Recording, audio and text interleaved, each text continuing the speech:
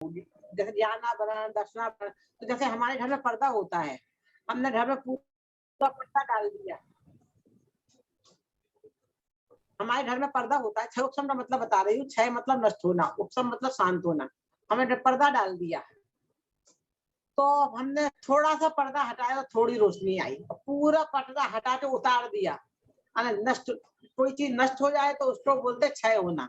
जो चीज शांत नष्ट ना हो, बैठी है, उसे बोलते उपशम होना। और क्षय उपशम में कुछ नष्ट हुई है, कुछ उपशम हुई है। जैसे पर्दा को हमने आधा खोला, तो आधा तो हमने खोल दिया है, नष्ट नहीं किया है, और आधा डला हुआ तो आधा अंधेरा रहता है। अलग अलग आगम के अर्थ में आया। तो क्षय उपशम, तो हमारे ज्ञान का उदय कितना है। अब जो हमें जो ज्ञान प्रकट है ना, तो हमारा क्षय उपशम है ये। मतलब हमारे ज्ञान के जो आवरण था, उस आवरण, थोड़ा आवरण नष्ट हो गया है और थोड़ा आवरण दबा हुआ है, इसलिए हमारा ज्ञान प्रकट हो गया है। जैसे अभी तक आप उपयोग के बारे में समझते थे, तो ज्ञानावरणिक उपयोग के ज्ञानावरणिक का उदय था, उसे बोलने उपयोगावरण का उदय था। अब आप धीरे धीरे समझ रहे हो, तो थोड़ा थोड़ा समझ में आया है, तो थोड़ा उपशम है और थोड़ा नष्ट हो गया है। तो पूरा समझ में आ जाएगा तो पूरा नष्ट हो जाएगा, अब थोड़ा उपशम है, थोड़ा कम। तो इसलिए ज्ञान का क्षयोपशम बोलते हैं, ज्ञान का उदय। और उस ज्ञानावरणिक का क्षयोपशम कुछ क्षय और कुछ नष्ट होना है। ये चीज क्लियर हुई?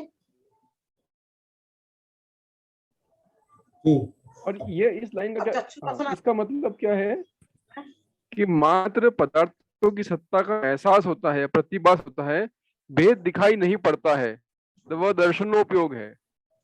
मैंने आपको बताया था, उदाहरण दिया था। आप नंगे पैर चल रहे हो, शिखर जी की यात्रा कर रहे हो, आपके पैर में आकर कुछ छुपा, आपने ऐसे झाड़ दिया, तो आपको उसकी सत्ता का एहसास तो हुआ, पर वो क्या था आपको पता नहीं चला। अच्छा, okay, clear? Clear clear.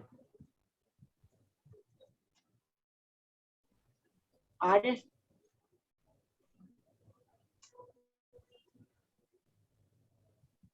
Clear? हाँ, क्लियर क्लियर। अब ज्ञानोपयोग बताते हैं। ज्ञानोपयोग, मति ज्ञान की दो डेफिनेशन है। एक आत्मा की दृष्टि से, मतलब आत्मा का ज्ञान का कार्य क्या है? अपने आप को जानना, पर को जानना, दो को जानना। एक तो एक पैसे हम अपने आप को दें, एक पैसे दूसरों को दें। अपने आप को देना दान नहीं कहलाता, दूसरों को दान कहलाता है। तो स्वयं को जाना तो राग नहीं होता है, पर को जाना तो राग होता है। स्वयं की दृष्टि से और पर की दृष्टि से दो डेफिनेशन है। पर पदार्थों को जानने की अपेक्षा, आत्मा को जानने की अपेक्षा। ज्ञान का कार्य जानना, स्वयं को भी जानता है, पर को भी जानता है। तो पर पदार्थों को जानने की अपेक्षा, पर पदार्थों को जानने तो हमें इंद्रियां भी चाहिए और मन भी चाहिए। आंखें बंद हो जाएगी तो दिखाई नहीं देगा, कान में उंगली डाल देगी तो सुनाई नहीं देगा। तो इंद्रियां और मन चाहिए हमारे लिए पर पदार्थों को जानने के लिए। और आत्मा को जानने तो पर पदार्थों का जो इंद्रिया मन है, निमित्त जिसमें, उस ज्ञान को मति ज्ञान कहते हैं। सिंपल हो रही है आपकी डेफिनेशन।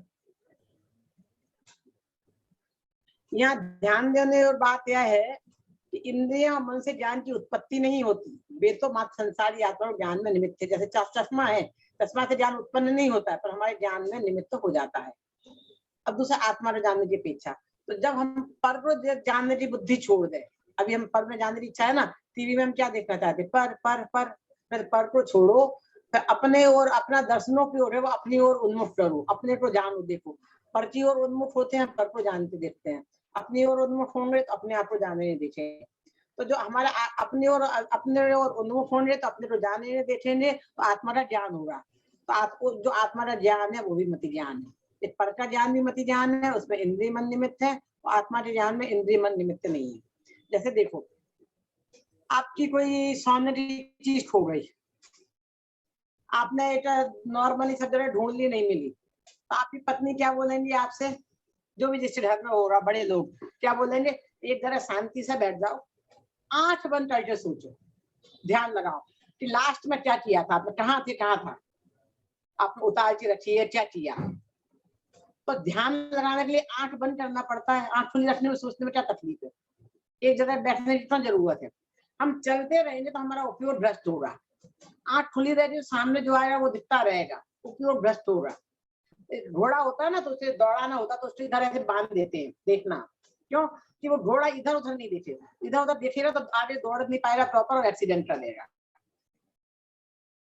तो कहते हैं ये इधर भी यही बात है कि अपने उपयोग को एकाग्र करना है। तो हमें आत्मा को जानने के लिए इंद्रिय मन निमित्त नहीं है। तो इंद्रिय और मन के द्वारा पर पदार्थों को जानते हैं, इंद्रिय मन के अलावा अपने आत्मा को जानते हैं। तो इसलिए मति ज्ञान में दो कार्य होते हैं, पर को जानना भी होता है और स्वयं को भी जानना होता है। क्लियर हुआ? सूत्र ज्ञान का तो मोहित जी ने स्पष्ट किया था। इससे सूत्र के दो अर्थ बताए हैं। सुनना भी श्रुत है, पढ़ना भी श्रुत है, शास्त्र को भी श्रुत कहते हैं। आज भी श्रुत पंचमी है। आज तो कल थी ना श्रुत पंचमी, और इसकी पूरी परंपरा भी आपने कल सुनी होगी, स्टोरी में देखी होगी। तो ये दो तरह से होता है श्रुत। तो देखो, एक तो मैंने बोला आपको टीबी, पानी, पानी शब्द का पानी, तो पानी बोला तो मेरे प्यास लगी तो आपको समझ में आ गया पानी पीना है। मैंने बोला मोबाइल, आप समझ गए। और मोबाइल और टीवी अलग है, उससे बात अलग है। सब सूत्र से तात्पर्य सुनना नहीं है, उसके रूप में विचारना, तर्क ज्ञान करना, वो सब सूत्र में शामिल है। सूत्र के दो भेद किए, अक्षरात्मक अनक्षरात्मक। तो इसमें अक्षर नहीं बोले हमने। ओम, अक्षरात्मक हुआ हमने बोला ओम। ओम बोल रहे तो म्यूजिक में आता है। तो अक्षरात्मक अनक्षरात्मक ऐसे दो हैं। कुछ और पूछना है इसमें से?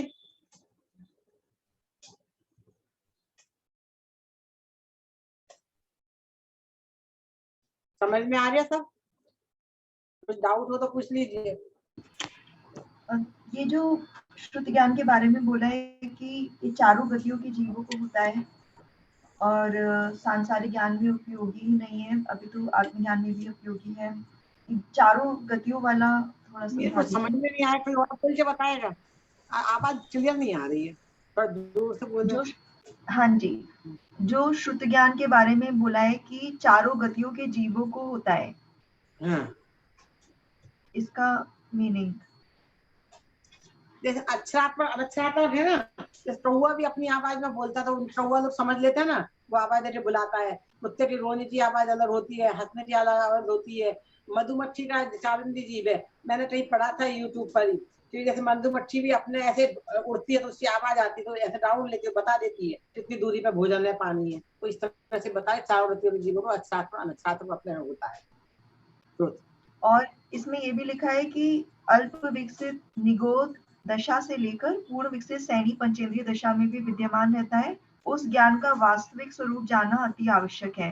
तो इसका मीनिंग वैसे जो लिखा हुआ है वो तो समझ में आ गया, मगर हम तो उतना ही ज्ञान प्राप्त कर सकते हैं जो हमें अपनी योनि में और इस जीव में जब हम हैं, इस दशा में है, वो थोड़ा पास में पहले बीच में सही आवाज आई थी, फिर आवाज नहीं आ रही। अच्छा, इसका मीनिंग जानना था कि इस अल्प विकसित निगोद दशा से लेकर पूर्ण विकसित सैनी पंचेंद्रिय दशा में विद्यमान रहता है, उस ज्ञान का वास्तविक स्वरूप जानना अति आवश्यक है।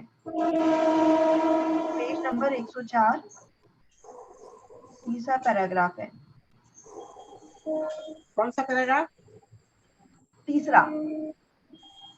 हाँ, तीसरा में क्या पूछना है?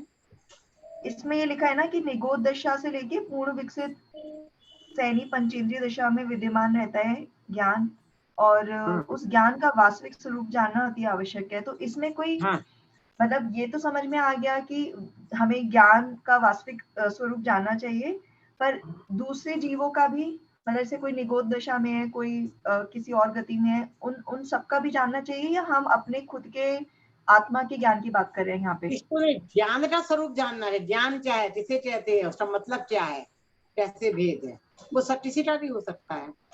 तो निगोद दशा में कैसे होता है वो उनसे हम ज्ञान जीव कैसे चलाएगी? आप पहचानते हो ना, ये छोटे डॉट जैसा जीव है, आप कैसे पहचान जाते हो जीव है, कचरा नहीं है? अच्छा, वो फीलिंग ज्ञान तो है ना। हाँ, अच्छा, इसलिए लिविंग और नॉन लिविंग थिंग का अंतर क्या है? ज्ञान ही तो अंतर है, नॉलेज, सुख दुख का अनुभव। अच्छा, आ गया समझ, ठीक है। ज्ञान तो सभी चारों गतियों की जीवों में ही होता है। अब निगोदीय जीव हैं, उनको अक्षर का अनंतवा भाग का ज्ञान होता है, लेकिन ज्ञान तो होता ही है ना विद्वान, सामान्य ज्ञान तो सभी में होता है, इसलिए उनको जो है श्रुत ज्ञान उसमें भी होता है। दीदी सही है?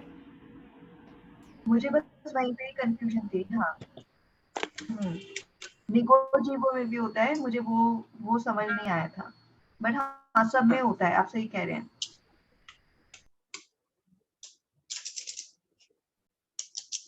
ठीक है, वैसे आज का समय तो हो गया है, और आपके कितने लेसन बाकी हैं?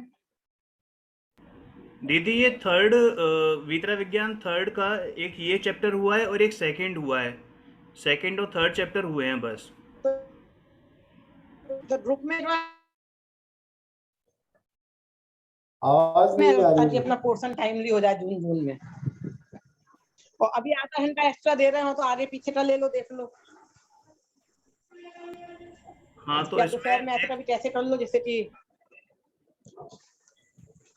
ग्रुप में डिस्कस कर लेंगे, एक बार ग्रुप में हम लोग डिस्कस कर लेंगे, है ना? ठीक है। एक बार ग्रुप में डिस्कस कर लेंगे आप कि अगर डिस्कस करके कोई मेरे को बता देना, मैं निकल रही हूँ, आप डिस्कस करके बताना। हाँ, चलो। अभी हम लोग भी वाइंड अप करते हैं आज के लिए, नेक्स्ट क्लास में मुलाकात करते हैं। बाकी एक बार ग्रुप में हम लोग डिस्कस कर लेंगे कि अगर बीच में कोई एक्स्ट्रा सेशन एक्स्ट्रा क्लास चाहिए, भले ही से 1 घंटे की हो, हम 2 बार ले लेंगे बीच में, है ना? तो अगर किसी को ऑब्जेक्शन नहीं होगा और अगर एवरीबॉडी इज़ फिजिबल कंफर्टेबल तो हम लोग उसको प्रोसीड करते हैं, ठीक है? चलिए सभी को जय जिनेंद्र। हाँ मोहित जी, बस 1 घंटे की रखिएगा, 2 घंटे का टाइम एक साथ निकालना कभी कभी दिक्कत हो जाता है, तो मैंने 1 घंटा अच्छा मैंने रहेगा। पहले ही बोल एक दिया घंटे कि कोई एक्स्ट्रा क्लास होगी तो हम 1 ही घंटे की रखेंगे, है ना? चलिए सभी को जय जिनेंद्र। मोहित जय जिनेंद्र। जय जी।